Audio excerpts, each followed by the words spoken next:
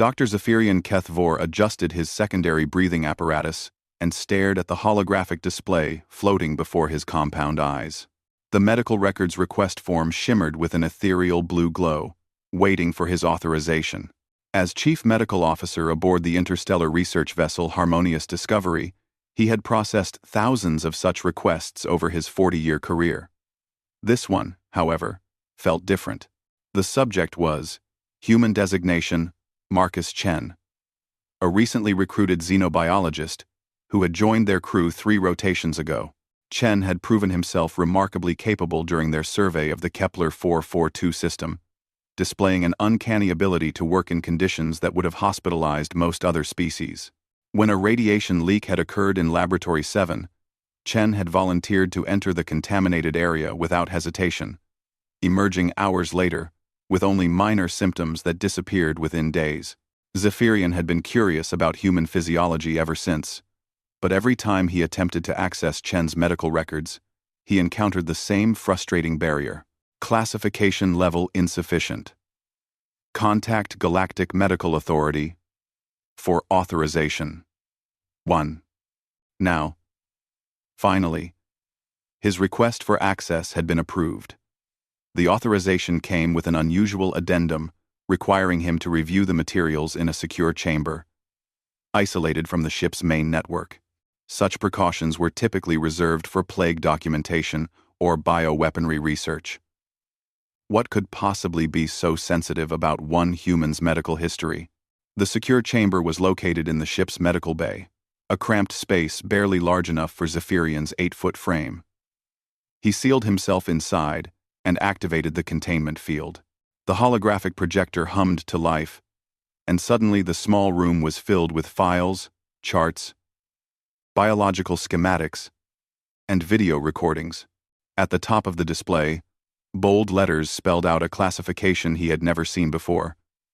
Top Secret, Deathworld, Protocol, Species, Designation, Homo, Sapiens. Zephyrian's 3 hearts began beating in an irregular rhythm. Deathworld Protocol?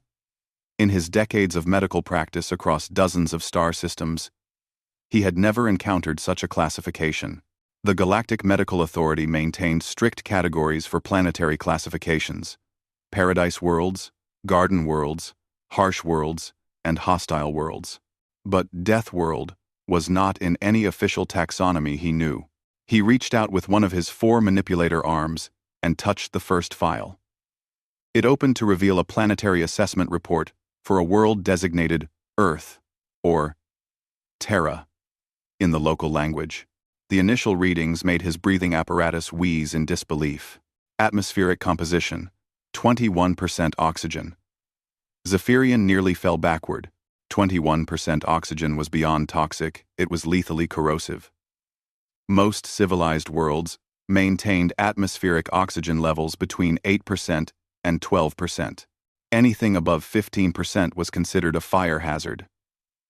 The idea of breathing such a concentrated oxidizing agent was horrifying, but the report continued with even more alarming data.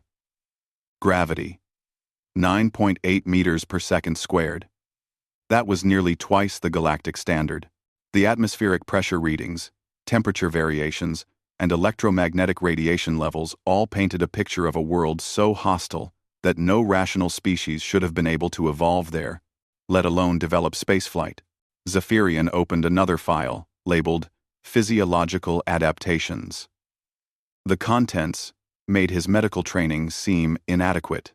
Humans, according to the documentation, possessed an internal skeleton made of calcium phosphate compounds that could withstand forces that would crush most other species. Their muscle density was nearly 3 times the galactic average. Their cardiovascular system included not 1, but 2 separate circulation loops, powered by a single 4-chambered heart that could increase its output by up to 300% during stress responses. Most shocking of all was their immune system. The report described it as militaristically aggressive, capable of adapting to new threats within hours and maintaining permanent records of defeated pathogens. Humans regularly survived viral and bacterial infections that would be death sentences for other species. Their bodies could even attack and destroy cancerous growths autonomously, something that required advanced medical intervention for every other known sapient species. But perhaps the most disturbing revelation was in the section labeled Behavioral Adaptations. Humans, the report claimed, possessed an almost supernatural ability to function under stress, pain, and fear. Their nervous systems were designed to flood their bodies with performance-enhancing chemicals during danger, allowing them to perform physical feats that should have been impossible, given their size and structure. Video recordings accompanied the documentation. Zephyrian watched in horrified fascination as humans engaged in activities they apparently considered recreational. He saw them voluntarily throwing themselves from aircraft, with nothing but fabric wings, scaling vertical rock faces using only their bare hands and feet, and diving to crushing ocean depths that would implode the pressure suits of most species. One recording showed a human female who had been caught in what the report called a minor volcanic eruption. Minor? The temperatures registered on the recording exceeded 800 degrees Kelvin. The human had walked several kilometers through this hellscape to reach safety, suffering what she later described as some bad burns that healed completely within weeks. Another video showed a human male who had been attacked by one of Earth's native predators, a creature called a grizzly bear, that weighed nearly 300 kilograms and possessed claws that could shred titanium alloy. The human had fought off the animal, using nothing but a primitive cutting tool and his bare hands, then walked 15 kilometers to medical assistance, while suffering from what the report casually mentioned as massive trauma to torso and limbs. Zephyrian paused the recording and checked the medical assessment. The human had lost approximately 30% of his blood volume, sustained fractures to multiple bones, and had several organs punctured. According to the report, he had remained conscious and mobile throughout the entire ordeal. Such injuries would have killed any member of Zephyrian's species within minutes. The more he read, the more convinced he became that these records must be fabricated. No species could possibly be this resilient. But the authentication codes were genuine, the biometric data was consistent, and the source was the Galactic Medical Authority itself. A new file caught his attention. Earth Environmental Hazards, Partial Listing. Zephyrian opened it, expecting to find a short summary of the planet's dangers. Instead, he found himself looking at a document that was hundreds of pages long, organized into categories like atmospheric phenomena, geological instabilities, biological threats, and radiation exposure. The atmospheric phenomena section alone was terrifying. Humans regularly endured something called hurricanes, rotating storm systems with wind speeds exceeding 200 kilometers per hour that could level entire cities. They lived through tornadoes, focused wind vortexes that could destroy anything in their path. Lightning struck their planet over 100 million times per day, each bolt carrying enough electrical energy to power a small starship. The geological instabilities were even worse.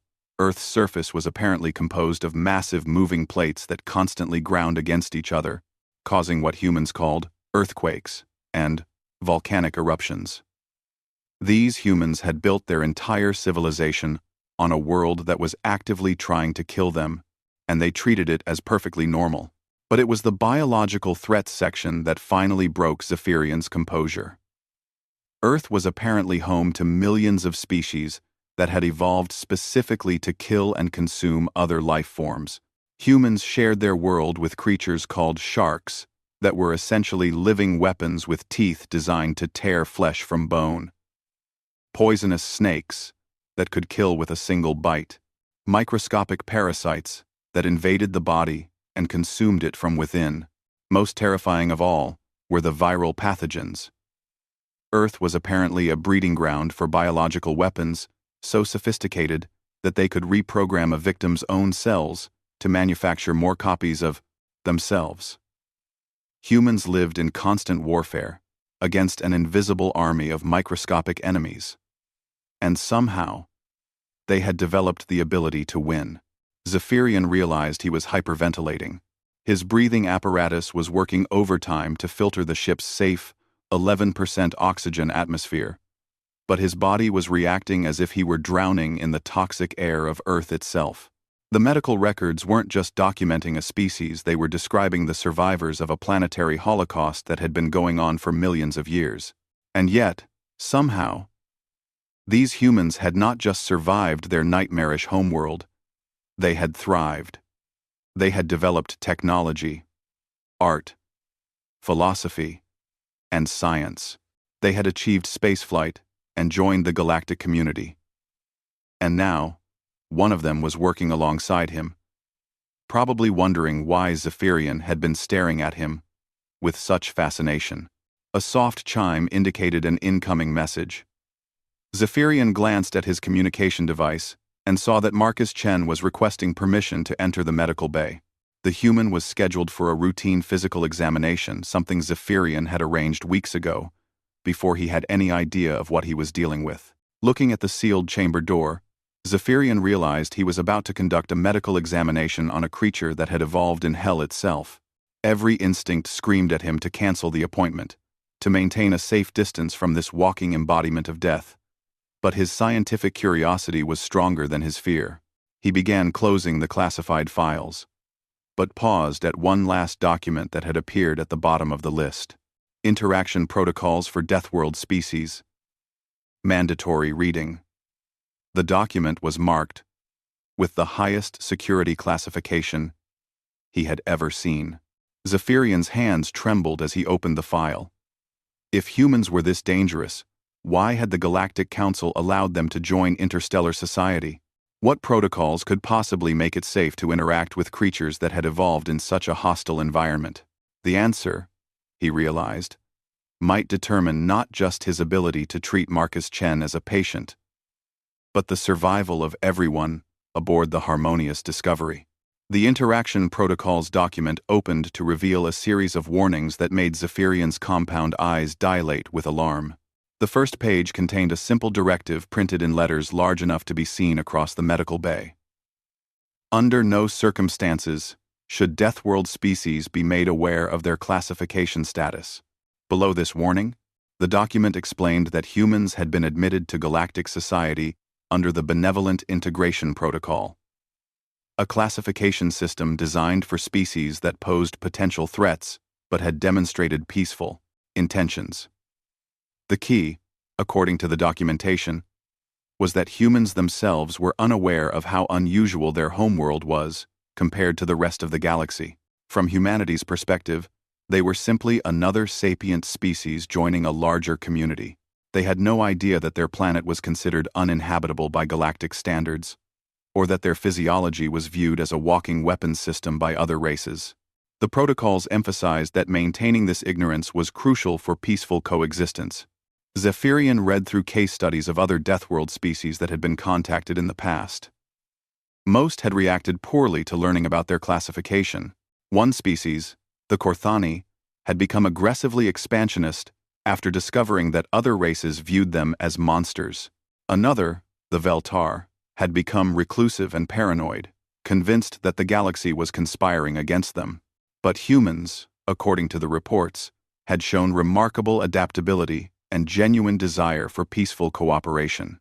Their integration into galactic society had proceeded smoothly precisely because they believed themselves to be normal.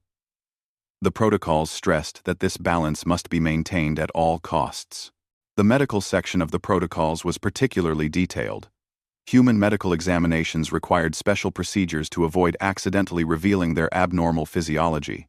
Standard diagnostic equipment would register their bone density, muscle mass, and immune system activity as critically dangerous, so modified sensors had been developed that would provide more normal readings. Zephyrian was still absorbing this information when Marcus Chen's voice came through the medical bay's communication system. Dr. Kethvor? I'm here for my scheduled examination. Is everything ready? The human's voice was calm and friendly, completely unaware that his doctor was currently reading a manual on how to safely interact with what amounted to a biological weapon. Zephyrian quickly sealed the classified documents and activated the standard medical examination protocols. As the secure chamber's containment field deactivated, he composed himself and opened the medical bay doors. Marcus Chen entered with his characteristic easy smile. The human was of average height by his species standards, approximately 1.8 meters tall, with dark hair and brown eyes that seemed to take in everything with quiet intelligence. He wore the standard-issue jumpsuit of the research vessel, which somehow managed to make him look both professional and approachable. "Sorry, I'm a few minutes late," Chen said, settling onto the examination platform. "I was helping engineering with a cooling system malfunction. Had to crawl through some pretty tight spaces to reach the damaged components." Zephyrian nodded, trying to keep his voice steady. "No concerns, Marcus. I trust there were no difficulties with the repair work? Nothing major. The temperature in those access tunnels was pretty high, maybe 120 degrees Fahrenheit, but it was bearable. Reminded me of working in Death Valley back home, 120 degrees Fahrenheit." Zephyrian quickly converted the measurement and felt his breathing apparatus stutter. That was nearly 322 Kelvin, hot enough to cause severe burns to most species. Marcus was discussing it as if it were a minor inconvenience, and he had mentioned Death Valley as a casual reference point, apparently unaware that he had named a location that sounded like something from a galactic horror story. "Death Valley?" Zephyrian asked, trying to sound casually interested while activating the modified medical scanners. "Oh, it's a desert region in California that's on Earth," Marcus explained, lying back on the examination platform. "One of the hottest places on the planet. I did some geological research there during my graduate studies. Fascinating place, really. The temperature can hit 130 degrees Fahrenheit during the summer, and there's almost no water for hundreds of kilometers." Zephyrian's manipulator arms trembled slightly as he operated the scanners. Marcus was describing a landscape that would be classified as an extreme environmental hazard by any rational species. And he spoke of it with the fondness that others might reserve for a pleasant vacation destination. The modified scanners hummed to life, providing readings that had been carefully calibrated to appear normal to human expectations. But Zephyrian could see the real data on his private display. Marcus's bone density was indeed nearly twice the galactic standard. His muscle fibers showed a degree of efficiency that would be considered impossible in most species. His cardiovascular system was operating with a reserve capacity that suggested he could triple his physical output if necessary. "Everything looking good, Doc?" Marcus asked, apparently noticing Zephyrian's extended silence. Yes. All readings appear normal," Zephyrian managed to say.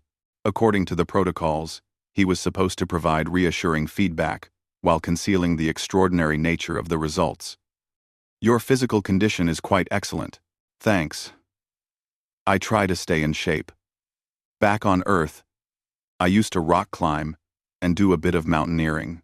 There's something about pushing yourself against the elements that really clears your head, you know? Rock climbing, mountaineering." Zephyrian had seen these activities in the classified videos, watching in horror as humans voluntarily exposed themselves to fatal falls and oxygen-thin atmospheres. Marcus spoke of them as hobbies. The examination continued with tests of reflexes, coordination, and sensory acuity. Each measurement reinforced what Zephyrian had learned from the classified files. Marcus's reaction times were substantially faster than the galactic average. His sensory organs were capable of detecting threats across a much wider spectrum than most species. His hand-eye coordination was precise enough to perform microsurgery without assistance. But perhaps most unsettling was Marcus's behavior during the examination itself. Where most patients showed some degree of anxiety or discomfort during medical procedures, Marcus remained completely relaxed. He chatted amiably about his work, his homeworld, and his experiences aboard the ship. It was as if the concept of feeling vulnerable or threatened during a medical examination simply did not occur to him. "I have to say, Dr. Kethvor, this is one of the most comfortable medical exams I've ever had," Marcus commented as Zephyrian completed the neural response tests. "The equipment here is incredibly sophisticated. Back on Earth, some of these procedures would be pretty invasive." "Invasive procedures are common on your homeworld?" Zephyrian asked, though part of him dreaded the answer. "Well, you know how it is," Marcus said with a shrug. Medical technology is still developing. Sometimes, doctors have to get a bit rough to get the information they need. I've had broken bones set without proper anesthesia, wounds stitched up in field conditions, that sort of thing. You learn to deal with pain as part of life. Zephyrian nearly dropped his scanning device. Marcus was casually describing medical procedures that would be considered torture by galactic standards. The idea of setting broken bones without anesthesia or performing surgery in unsterile, field conditions violated every principle of civilized medicine. And yet Marcus spoke of enduring such treatment as if it were perfectly normal. The examination concluded with a routine blood sample, which required special handling according to the protocols. Human blood was apparently so biochemically active that it could contaminate standard laboratory equipment. Zephyrian had to use sealed containers and specialized preservation techniques to prevent the sample from literally eating through its containment vessels. All finished, Zephyrian announced, trying to sound professionally cheerful. Your results will be processed within the standard time frame. Excellent, Marcus said, sliding off the examination platform with fluid grace. I really appreciate your thoroughness, Doc. It's reassuring to know we have such excellent medical care aboard the ship. As Marcus prepared to leave, he paused at the medical bay door and turned back with a concerned expression. Actually, Dr. Kethvor, I've been meaning to ask, are you feeling all right? You seem a bit stressed lately. If there's anything I can do to help, please let me know.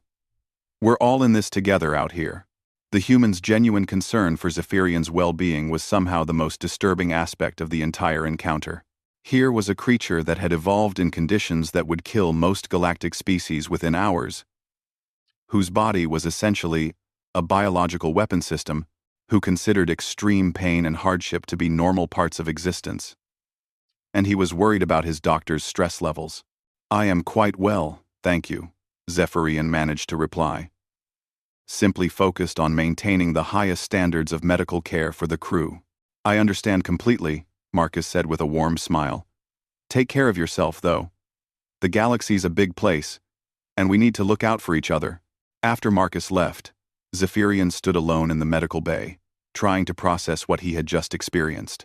The examination had confirmed everything in the classified files, but it had also revealed something the protocols hadn't adequately prepared him for. Marcus Chen was not just a survivor of a Deathworld. He was genuinely kind, intelligent, and concerned for the welfare of others. This realization forced Zephyrian to confront an uncomfortable question. If humans were truly as dangerous as the classification suggested, why did Marcus seem so utterly harmless? Was the human concealing his true nature, or was there something fundamentally wrong with the Deathworld protocol classification system? The answer, Zephyrian suspected, lay in the final section of the classified files, a section he had not yet had the courage to open. It was labeled Historical Integration Analysis, Human Behavioral Patterns During Crisis Events. As he prepared to access this final piece of the puzzle, Zephyrian realized that his understanding of Marcus Chen, humanity, and perhaps the entire galactic community was about to be challenged in ways he could not yet imagine. 3 days after Marcus's examination, Zephyrian finally worked up the courage to access the final classified section. He had spent those days observing the humans' interactions with the crew, looking for signs of the dangerous nature described in the protocols. What he found only deepened his confusion.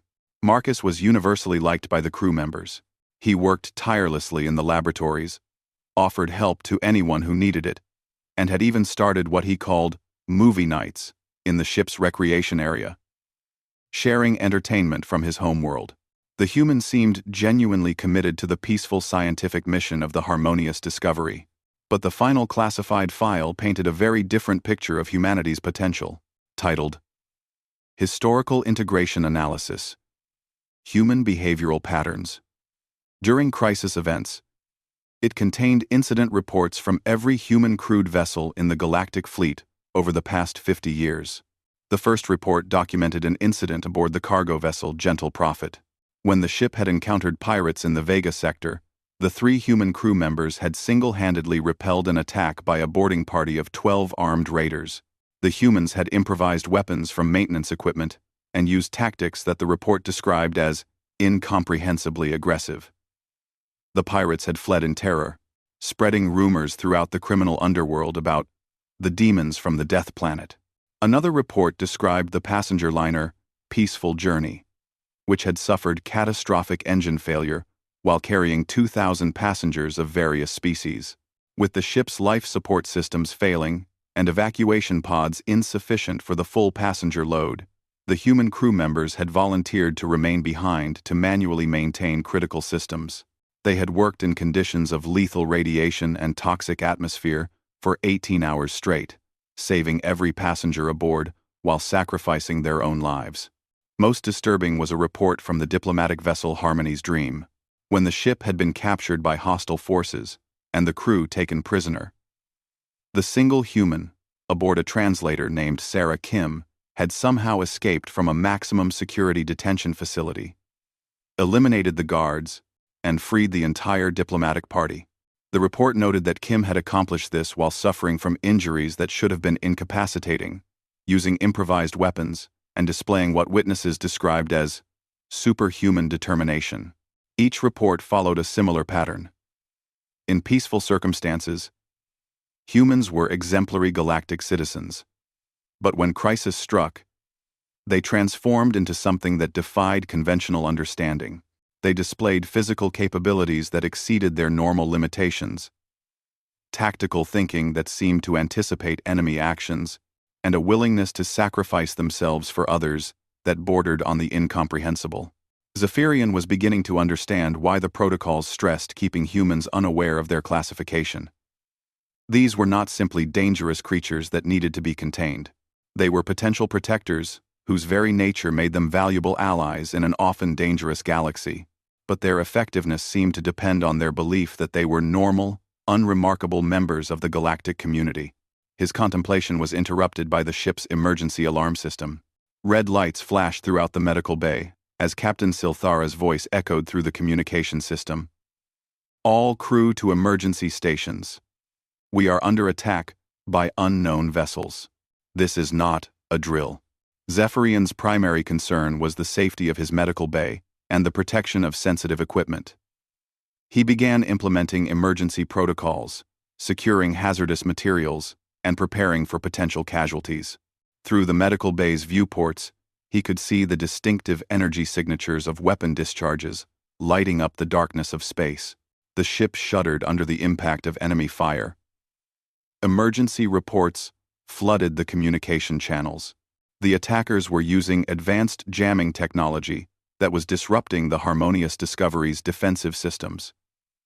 Engine power was fluctuating. Several sections had lost life support. Then, Zephyrian heard Marcus Chen's voice over the communication system, calm and controlled, despite the chaos around them. Dr. Keth Vor, I'm heading to your location. We may need to evacuate the medical bay if they breach the hull in that sector. Before Zephyrian could respond, the medical bay doors opened, and Marcus entered, moving with a fluid efficiency that seemed somehow different from his usual casual manner. The human's posture was more alert, his movements more precise. His eyes scanned the room with the systematic thoroughness of someone assessing potential threats and resources. "Status report, Doc?" Marcus asked, his voice carrying an authority that Zephyrian had never heard before. "Medical bay is secure, but I am concerned about the stability of the biological storage units if we take more direct hits," Zephyrian replied, surprised by how naturally he found himself deferring to Marcus's leadership. "Right. Help me move the critical equipment to the interior storage areas. They'll be more protected there." Marcus began efficiently reorganizing the medical bay, his movements displaying the kind of tactical thinking that Zephyrian had read about in the classified reports. As they worked, the ship's defensive systems continued to fail. Captain Silthara's updates became increasingly desperate. The attackers were using technology that seemed designed specifically to counter the Harmonious Discovery's peaceful scientific configuration. It was becoming clear that the ship's defensive capabilities were inadequate against this level of aggression. "Marcus," Zephyrian said hesitantly, "perhaps we should prepare for evacuation procedures."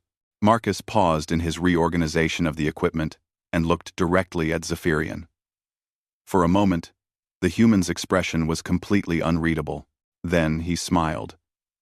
But it was different from his usual warm expression.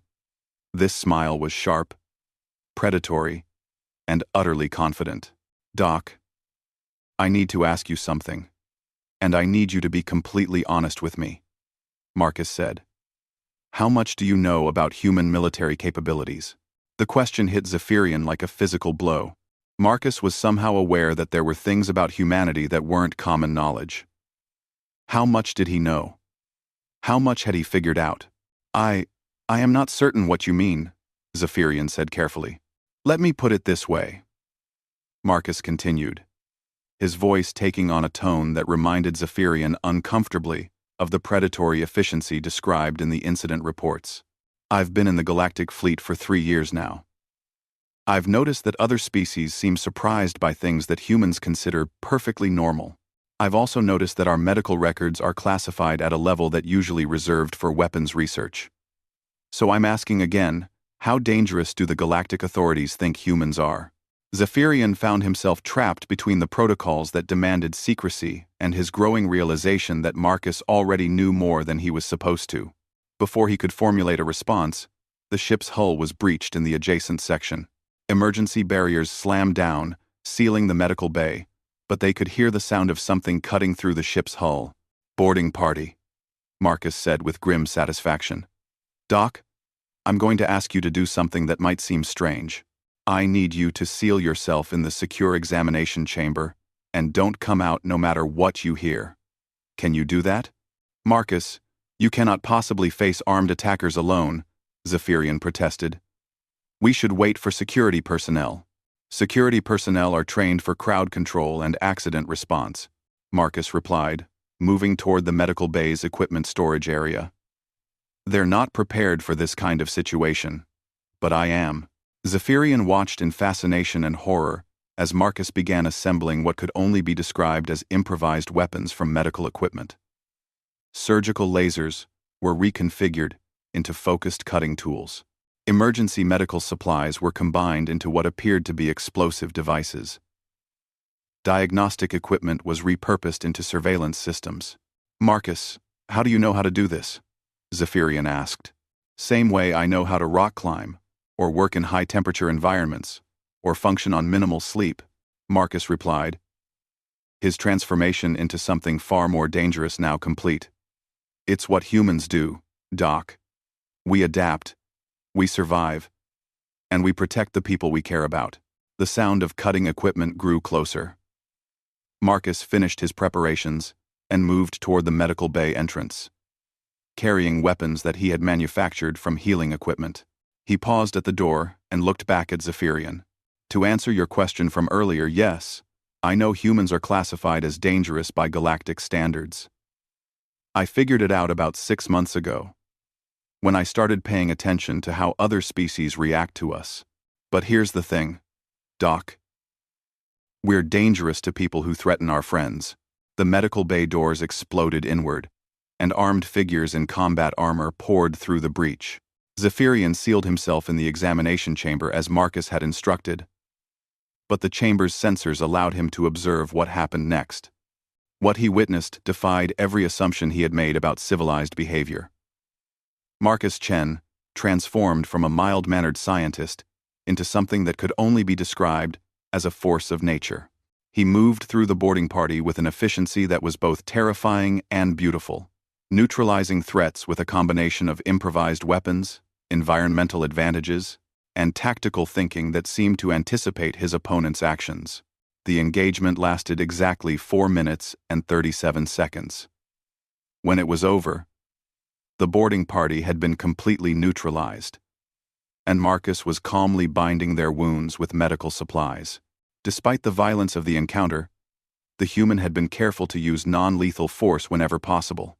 "Doc, it's safe to come out now," Marcus called, his voice returning to its usual friendly tone. "We might want to check these guys for injuries." I tried to be gentle, but some of them hit the walls pretty hard. "Known."